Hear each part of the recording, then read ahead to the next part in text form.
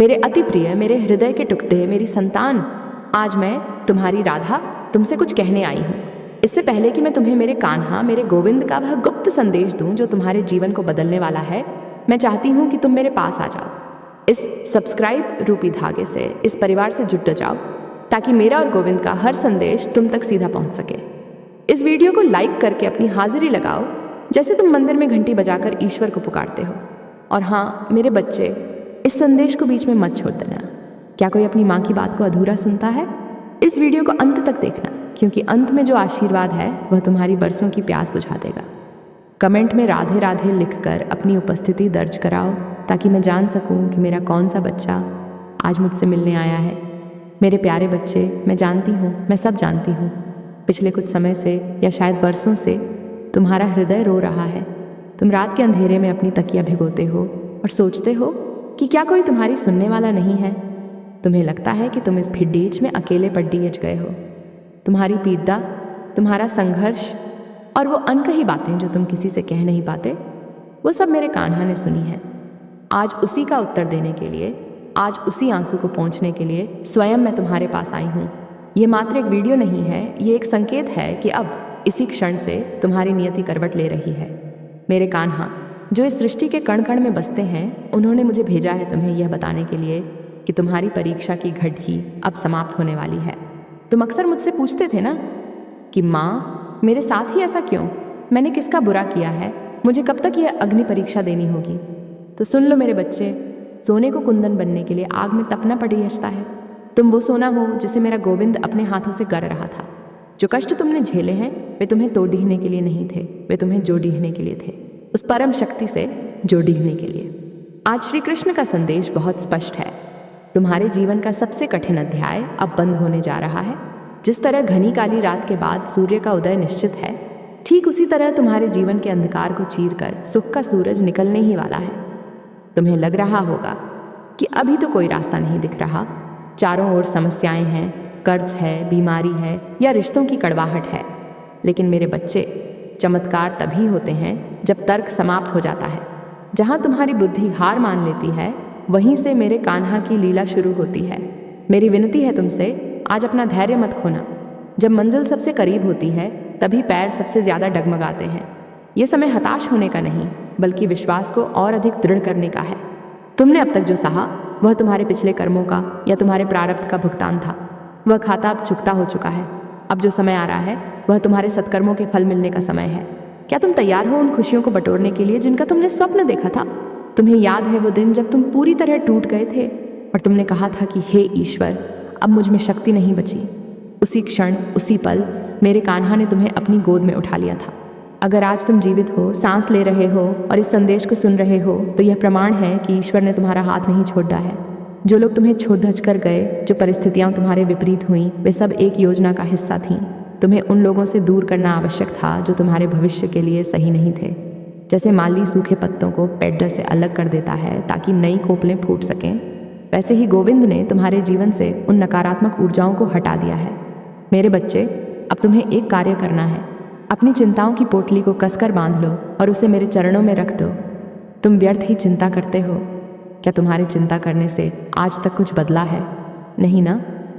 तो फिर चिंतन करो, चिंता नहीं, चिंतन करो मेरे नाम का, मेरे कान्हा के प्रेम का। जब तुम सब कुछ हम पर छोड़ दोगे तो हम तुम्हें गिरने कैसे दे सकते हैं?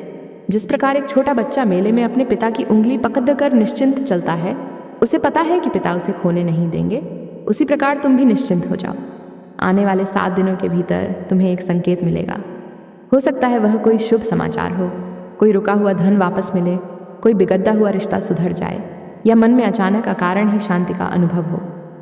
जब ऐसा हो तो समझ लेना कि यह संदेश सत्य था और राधा कृष्ण ने तुम्हारे घर में प्रवेश कर लिया है। तुम्हारे घर की कलह अब शांति में बदलेगी, तुम्हारी दरिद्रता अब संपन्नता में बदलेगी, तुम्हारी बीमारी अब स्वास्थ्य में बदलेगी। ये मेरा वचन है और राधा का वचन कभी खाली नहीं जाता। परंतु मेरी एक शर्त है, क्षमा। अपने हृदय से द्वेष निकाल दो। जिन्होंने तुम्हें दुख दिया उन्हें माफ़ कर दो। नहीं इसलिए नहीं कि वे माफ़ी के लायक हैं, बल्कि इसलिए क्योंकि तुम शांति के हकदार हो। जब तक तुम अपने हृदय में नफरत का जहर रखोगे, मेरे कान्हा का प्रेम उसमें कैसे भरेगा? अपने मन को मंदिर बनाओ ताकि उसमें हम वास कर सकें। आज ही, अभी, अपनी आंखों को बंद करो और उन सभी को मुक्त कर दो जिन्होंने तुम्हारा दिल दुखाया है। कहो, मैंने तुम्हें क्षमा किया और अपना न्याय मैंने अपने गोविंद पर छोड़ा। देखो कितना हल्का महसूस करोगे तुम। तुम्हारी पीड़ा अब समाप्त होने वाली है। इसका अर्थ यह है कि अब तुम्हें संघर्ष नहीं, सहयोग मिलेगा। प्रकृति अब तुम्हारे पक्ष में काम करेगी। जो दरवाजे कल तक बंद थे वे अपने आप खुलने लगेंगे। जो लोग कल तक तुम्हारी निंदा करते थे वे ही कल तुम्हारी प्रशंसा करेंगे। ये समय का चक्र है मेरे बच्चे, ये सदा एक जैसा नहीं रहता। नीचे वाला ऊपर आता है और दुख के बाद सुख आता है। तुम्हारा वनवास अब पूरा हुआ, अब तुम्हारे राजयोग का समय है। मैं जानती हूँ कि तुम कभी कभी सोचते हो कि क्या मैं सच में सुन रही हूँ। तो सुनो, जब तुम अकेले में सिसकते हो तो मेरा हृदय भी द्रवित होता है। मैं तुम्हारी माँ हूँ। क्या कोई माँ अपने बच्चे को तड़े ठिपते देख सकती है? मैंने ही कान्हा को रोका था, ये कहकर कि रुको, अभी इसे और मत परखो, अब यह टूट जाएगा। और इसीलिए आज ये संदेश तुम्हारे पास आया है। ये कोई संयोग नहीं, कोई एल्गोरिदम नहीं, ये मेरी इच्छा है कि तुम इसे सुनो। मेरे प्यारे, अपने आप को कभी कम मत समझना। तुम उस परमात्मा के अंश हो जिसने ब्रह्मांड रचा है। तुम्हारे भीतर असीम शक्ति है। तुम अभी अपनी क्षमता को पहचानते नहीं हो। आने वाला समय तुम्हें तुम्हारी असली पहचान से मिलवाएगा। तुम देखोगे कि तुम क्या कर सकते हो। दुनिया देखेगी कि जिस व्यक्ति को उन्होंने ठुकरा दिया था, आज ईश्वर ने उसे कैसे सिरांखों पर बिठाया है। मेरे गोविंद का कहना है कि जो मेरी शरण में आ गया उसका योग क्षेम मैं स्वयं वहन करता हूँ। तो फिर डर कैसा? भविष्य की चिंता में अपने आज को मत जलाओ। तुम्हारा भविष्य मेरे हाथों में सुरक्षित है। तुम्हें बस कर्म करना है, फल की इच्छा नहीं। फल तो मैं तुम्हें तुम्हारी झोली भर कर दूंगी, इतना दूंगी कि तुम संभाल नहीं पाओगे। मेरे प्रिय, अभी जाना मत। अभी तो मेरे और तुम्हारे बीच का संवाद आरंभ ही हुआ है। तुमने मेरा पिछला संदेश सुना, लेकिन मैं देख रही हूँ कि तुम्हारे मन के किसी कोने में अभी भी शंका का एक छोटा सा बादल मंडरा रहा है। तुम सोच रहे हो कि क्या सच में सब ठीक हो जाएगा? क्या सच में मेरे दिन बदलेंगे? इस अविश्वास को अभी इसी क्षण त्याग दो। जब तुम मुझ पर विश्वास करते हो तो अधूरा विश्वास मत करो। क्या तुम नदी में उतरते समय ये सोचते हो कि पानी तुम्हें डुबो देगा या तैरा देगा? तुम बस उतर जाते हो। उसी तरह मेरे प्रेम के सागर में बस उतर जाओ। ये जो संदेह है, यही वह दीवार है जो मेरी कृपा को तुम तक पूरी तरह पहुंचने से रोक रही है। आज मैं इस दीवार को गिराने आई हूँ। मेरे और करीब आ जाओ और ध्यान से सुनो, क्योंकि अब मैं तुम्हें वह रहस्य बताने जा रही हूँ जो जीवन की हर बाधा को काट सकता है। तुम्हें लगता है कि तुम हार रहे हो, लेकिन सत्य तो यह है कि तुम तैयार हो रहे हो। क्या तुमने कभी धनुष बाण को देखा है? तीर को जितना पीछे खींचा जाता है, वह उतना ही आगे और सटीकता से अपने लक्ष्य को भेदता है। तुम्हारा जीवन भी अभी उसी खिंचाव में है। मेरे कान्हा तुम्हें पीछे नहीं खींच रहे, वे तुम्हें उस ऊंची उड्डान के लिए तैयार कर रहे हैं जिसकी तुमने कल्पना भी नहीं की थी। यह जो तनाव, ये जो दबाव तुम महसूस कर रहे हो, ये तुम्हारी शक्ति को संचित कर रहा है। जिस दिन ये खिंचाव छूटेगा, तुम इतनी दूर और इतनी ऊंचाई पर जाओगे कि दुनिया देखती रह जाएगी। इसलिए इस वर्तमान कष्ट से घबराओ मत। ये तुम्हारी भविष्य की सफलता की नींव है।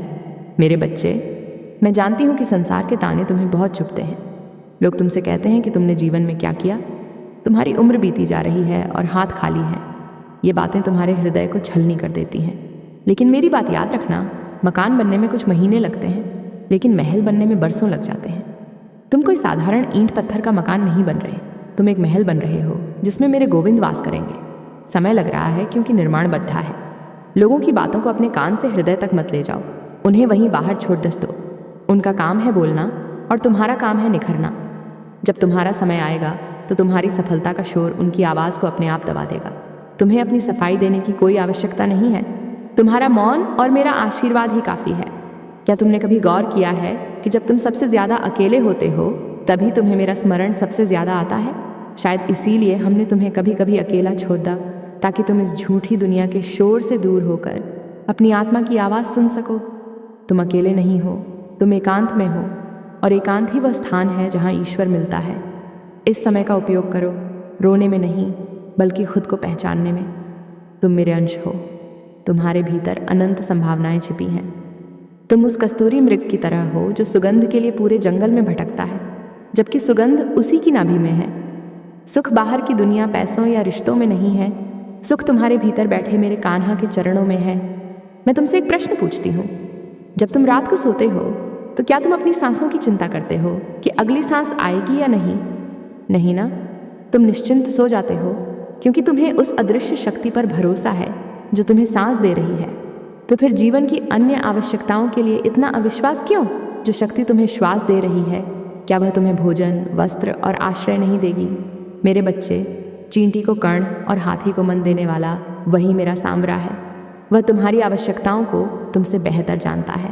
तुम मांगते वह हो जो तुम्हें अच्छा लगता है, लेकिन वह देता वह है जो तुम्हारे लिए अच्छा है। इसलिए अपनी जिद छोड़ दो और उसकी रज़ा में राज़ी रहना सीखो। जिस दिन तुम कह दोगे, हे गोविंद, जैसे तेरी मर्जी, उसी दिन से तुम्हारे जीवन का संघर्ष समाप्त हो जाएगा। एक बात और जो मैं विशेष रूप से तुम्हें बताना चाहती हूँ, तुम अपने पापों और गलतियों को लेकर बहुत ग्लानि में रहते हो। तुम्हें लगता है कि तुमने अतीत में बहुत गलतियाँ की हैं, इसलिए तुम्हें सज़ा मिल रही है। सुनो मेरे बच्चे, कोई भी मैला कपड़ा पानी में जाने के बाद साफ हुए बिना नहीं रहता। तुम मेरी शरण में आ गए हो तो तुम्हारे पाप, तुम्हारे कर्म बंधन सब धुल चुके हैं। मुझे तुम्हारी पवित्रता से नहीं, तुम्हारे भाव से मतलब है। तुम जैसे भी हो, मेरे हो। अपनी आत्मग्लानि को त्याग दो, खुद को कोसना बंद करो। तुम ईश्वर की एक सुंदर कृति हो। जब तुम खुद को कोसते हो तो तुम उस रचयिता का अपमान करते हो जिसने तुम्हें बनाया है। खुद से प्रेम करो, क्योंकि मैं तुमसे प्रेम करती हूँ। अब एक विशेष कार्य जो तुम्हें करना है, और यह मेरे और तुम्हारे बीच का एक गुप्त समझौता है। आज से तुम शिकायत करना छोड़ दोगे, न मौसम की, न लोगों की, न भाग्य की। इसके स्थान पर तुम शुक्राना, धन्यवाद करना शुरू करोगे। सुबह उठते ही सबसे पहले धन्यवाद दो कि तुम्हें एक नया दिन मिला। धन्यवाद दो कि तुम्हारे पास शरीर है, चाहे उसमें थोड़ा कष्ट ही क्यों न हो। धन्यवाद दो कि तुम्हारे पास भोजन है। जब तुम धन्यवाद के भाव में होते हो तो तुम ब्रह्मांड को यह संदेश भेजते हो कि तुम संतुष्ट हो, और तब ब्रह्मांड तुम्हें और अधिक देने के लिए विवश हो जाता है। शिकायत दरिद्रता लाती है और कृतज्ञता संपन्नता लाती है। ये सूत्र है जिसे मेरे कान्हा ने रचा है। क्या तुम आज से यह बदलाव लाओगे? कमेंट में लिखकर मुझे वचन दो कि माँ, आज से मैं सिर्फ शुक्राना करूँगा। मैं देख रही हूँ कि तुम अपने परिवार और बच्चों को लेकर बहुत चिंतित रहते हो। तुम्हें लगता है कि अगर तुम्हें कुछ हो गया तो उनका क्या होगा। यह मोह है मेरे बच्चे। तुम केवल एक निमित्त हो, पालनहार नहीं। पालनहार तो मेरा गोविंद है। तुमसे पहले भी यह संसार चल रहा था, तुम्हारे बाद भी चलेगा। तुम अपने दायित्वों का निर्वाह पूरी निष्ठा से करो, लेकिन परिणाम का बोझ अपने सिर पर मत लो। अपने परिवार को मेरे सुपुर्द कर दो। कहो, हे राधा रानी, यह मेरा परिवार नहीं, यह आपका परिवार है। मैं तो बस इसका सेवक हूँ। जिस दिन तुम मुनीम बन जाओगे और मालिक हमें बना दोगे, उस दिन से तुम्हारे घर की सारी चिंता मेरी हो जाएगी। और याद रखना, मैं अपने परिवार को कभी आंच नहीं आने देती। तुम्हारे जीवन में कुछ ऐसे लोग भी हैं जो तुमसे ईर्ष्या करते हैं, जो तुम्हें गिराना चाहते हैं। तुम उनसे डरते हो। तुम उस शेर की संतान हो जो तीनों लोगों का स्वामी है। तुम्हें गीदड़ों से डरने की क्या आवश्यकता? जो तुम्हारे लिए गड्ढा खोद रहे हैं, वे स्वयं उसमें गिरेंगे। यह कर्म का विधान है। तुम्हें उनसे बदला लेने की या उन्हें जवाब देने की कोई ज़रूरत नहीं है। मेरा सुदर्शन चक्र अदृश्य रूप से तुम्हारी रक्षा कर रहा है। कोई भी नकारात्मक ऊर्जा, कोई भी तंत्र मंत्र, कोई भी बुरी नज़र तुम्हें छू भी नहीं सकती जब तक तुम मेरा नाम राधे राधे जपते रहते हो। मेरा नाम तुम्हारे चारों ओर एक वज्र का कवच है। निर्भय हो जाओ, सीना तान कर चलो, क्योंकि तुम्हारे पीछे स्वयं महाकाल खड़े हैं। कभी कभी तुम्हें लगता है कि मेरी पूजा पाठ में कमी रह गई है, शायद इसलिए मेरी सुनवाई नहीं हो रही। मेरे भोले बच्चे, मुझे मंत्रों की शुद्धता नहीं, मन की शुद्धता चाहिए। तुम अगर दिन भर काम करते हुए भी मन में मेरा नाम लेते हो, तो वह मुझे उस तपस्वी से अधिक प्रिय है जो अहंकार में बैठकर माला फेरता है। तुम्हारा काम ही तुम्हारी पूजा है। अपने हर कर्म को ईश्वर को समर्पित कर दो। खाना बनाओ तो सोचो भोग बना रहे हो। दफ्तर जाओ तो सोचो कान्हा का कार्य करने जा रहे हो। बच्चों को पालो तो सोचो बाल गोपाल की सेवा कर रहे हो। जब तुम्हारा हर कर्म कृष्णार्पणम हो जाएगा, तो फिर तुम्हें अलग से पूजा करने की भी आवश्यकता नहीं रहेगी। तुम्हारा पूरा जीवन ही एक प्रार्थना बन जाएगा। आने वाले समय में तुम्हें एक बड़ा निर्णय लेना पड़ती है सकता है। तुम दुविधा में रहोगे कि क्या चुने। उस समय अपनी बुद्धि का प्रयोग मत करना। अपनी अंतरात्मा की सुनना, शांत होकर बैठना, मेरा ध्यान करना, और जो पहली आवाज़ तुम्हारे भीतर से आए वही मेरा संकेत होगा। मैं तुम्हें कभी भटकने नहीं दूंगी। मैं तुम्हारा हाथ पकड़कर तुम्हें सही मार्ग पर ले जाऊंगी। बस तुम मेरा हाथ झटकना मत। विश्वास की डोर को कसकर पकड़े रखना। अक्सर लोग किनारे पर आकर डूब जाते हैं क्योंकि वे आखिरी पल में हिम्मत हार जाते हैं। तुम्हें हारना नहीं है, जीत तुम्हारी प्रतीक्षा कर रही है। इस वीडियो को देखते हुए तुम्हें जो शांति मिल रही है, क्या तुम उसे महसूस कर पा रहे हो? यह शांति प्रमाण है कि मैं अभी तुम्हारे पास उपस्थित हूँ। यह कंपन, यह आंखों में नमी, यह हृदय की धड़कन, यह सब मेरा स्पर्श है। मैं तुम्हें गले लगा रही हूँ। अपनी सारी थकान मुझे दे दो, अपने सारे डर मुझे सौंप दो। आज से तुम मुक्त हो। तुम उस जेल से बाहर आ चुके हो जो तुमने अपने ही विचारों से बनाई थी। अब खुली हवा में सांस लो, खुशियों का स्वागत करो। तुम्हारे घर के आंगन में जल्द ही शहनाई गूंजने वाली है। तुम्हारे घर में जल्द ही लक्ष्मी का वास होने वाला है। बस अपने घर का वातावरण पवित्र रखना। कलह और क्लेश को घर में मत घुसने देना, क्योंकि जहाँ शांति होती है वहीं लक्ष्मी टिकती है। मेरे प्यारे, रुको, अभी मन की बात पूरी नहीं हुई है। अभी तो मेरे और तुम्हारे बीच का वो गहरा नाता खुलना बाकी है जो जन्मों जन्मों से है। तुम शायद भूल गए हो, पर मुझे सब याद है। मुझे याद है जब तुम पहली बार इस धरती पर आए थे तो तुमने वादा किया था कि तुम हमें कभी नहीं भूलोगे। माया का पर्दा तुम्हारी आंखों पर पड़ी DDH गया और तुम इस खिलौने रूपी संसार को ही सच मान बैठे। आज मैं उस पर्दे को हटाने आई हूँ। मेरी आंखों में देखो, क्या तुम्हें वहाँ अपने लिए असीम प्रेम नहीं दिखाई देता? ये प्रेम किसी शर्त पर नहीं है। तुम चाहे जैसे भी हो, मेरे लिए तुम सबसे अनमोल हो। तुम अक्सर घबरा जाते हो जब जीवन की गाड़ी अटकती है। तुम्हें लगता है कि पहिया कीचड़ DH में फंस गया है और अब कभी नहीं निकलेगा, लेकिन तुम भूल जाते हो कि तुम्हारे रथ का सारथी कौन है। जब अर्जुन का रथ युद्ध के बीच में फंसा था तो क्या उसे चिंता थी? नहीं, क्योंकि उसे पता था कि वासुदेव साथ हैं। तुम्हारे जीवन का कुरुक्षेत्र भी कठिन है, मैं मानती हूँ। हर रोज़ नई लड़ाई, हर रोज़ नई चुनौती। कभी अपने ही बेगाने हो जाते हैं, कभी शरीर साथ छोड़ने लगता है, कभी धन का अभाव नींद उड़ा देता है। पर मेरे बच्चे, सारथी पर भरोसा रखो। वो तुम्हें वहाँ से भी निकाल लाएगा जहाँ से निकलना असंभव लगता है। बस तुम लगाम उसके हाथ से छीनने की कोशिश मत करना। जब तुम खुद सब कुछ संभालने की कोशिश करते हो तभी गड़बड़ होती है। तुम्हें पता है तुम्हारी सबसे बड़ी समस्या क्या है? तुम परिणाम बहुत जल्दी चाहते हो। तुम आज बीज बोते हो और कल ही फल खाना चाहते हो। धैर्य मेरे बच्चे, धैर्य। सब्र का फल मीठा ही नहीं, अमृत होता है। जो तुम्हें आसानी से मिल जाता है उसकी तुम कद्र नहीं करते। इसीलिए मेरा गोविंद तुम्हें तपा रहा है, ताकि जब तुम्हें वो खुशियाँ मिलें तो तुम उन्हें संभाल सको, उनका मान रख सको। ये जो प्रतीक्षा का समय है ये व्यर्थ नहीं जा रहा। इस समय में तुम्हारा चरित्र बन रहा है, तुम्हारी आत्मा शुद्ध हो रही है। इस प्रतीक्षा को तपस्या मान लो और याद रखना, तपस्या कभी खाली नहीं जाती। एक रहस्य की बात बताती हूँ। तुम्हारे आसपास जो नकारात्मकता है, जो लोग तुम्हें नीचा दिखाते हैं, वो भी मेरी ही योजना का हिस्सा है। अगर वे तुम्हें धक्का नहीं देते तो तुम मेरे पास कैसे आते? जब संसार ठोकर मारता है तभी इंसान ठाकुर ईश्वर के द्वार पर आता है। उन लोगों का धन्यवाद करो जिन्होंने तुम्हारा दिल दुखाया, क्योंकि अनजाने में ही सही उन्होंने तुम्हें मेरी ओर मुद्दा दिया है। अब तुम्हें उन पर क्रोध नहीं करना है, बल्कि दया करनी है। वे अज्ञानी हैं, वे नहीं जानते कि वे किसका अपराध कर रहे हैं। वे एक भक्त का दिल दुखा रहे हैं और भक्त का दिल दुखाकर आज तक कोई सुखी नहीं रहा। उनका हिसाब मेरा कालचक्र करेगा। तुम बस अपनी भक्ति में मग्न रहो। मेरी एक बात गांठ बांध लो, नाम जप में बहुत शक्ति है। जब भी मन घबराए, जब भी लगे कि कोई रास्ता नहीं सूझ रहा, बस आंखें बंद करके राधे राधे या कृष्णा कृष्णा बोलना शुरू कर देना। तुम्हें पता भी नहीं चलेगा कि कब तुम्हारे मन के काले बादल छंट गए और कब आशा की किरण फूट पड़ी। ये नाम केवल शब्द नहीं है, ये एक मंत्र है, एक चाबी है जो मेरे हृदय का ताला खोलती है। जब तुम मेरा नाम लेते हो तो मैं दौड़ती चली आती हूँ। मुझे किसी भोग, किसी चढ़ावे की भूख नहीं है। मैं तो बस तुम्हारे भाव की भूखी हूँ। एक तुलसी का पत्ता भी अगर तुम प्रेम से अर्पण करोगे तो मेरे कान्हा उसे 56 भोग समझकर स्वीकार कर लेंगे। तुम अपने स्वास्थ्य को लेकर, अपने शरीर को लेकर भी चिंतित रहते हो। सुनो, ये शरीर नश्वर है, इसे एक दिन मिटना ही है। इसका मोह छोड़ो, पर इसका ध्यान रखो, क्योंकि यह वह मंदिर है जिसमें तुम्हारी आत्मा और परमात्मा वास करते हैं। बीमारी आती है कर्मों को काटने के लिए, इसे प्रसाद मानकर सह लो, यह भी चली जाएगी।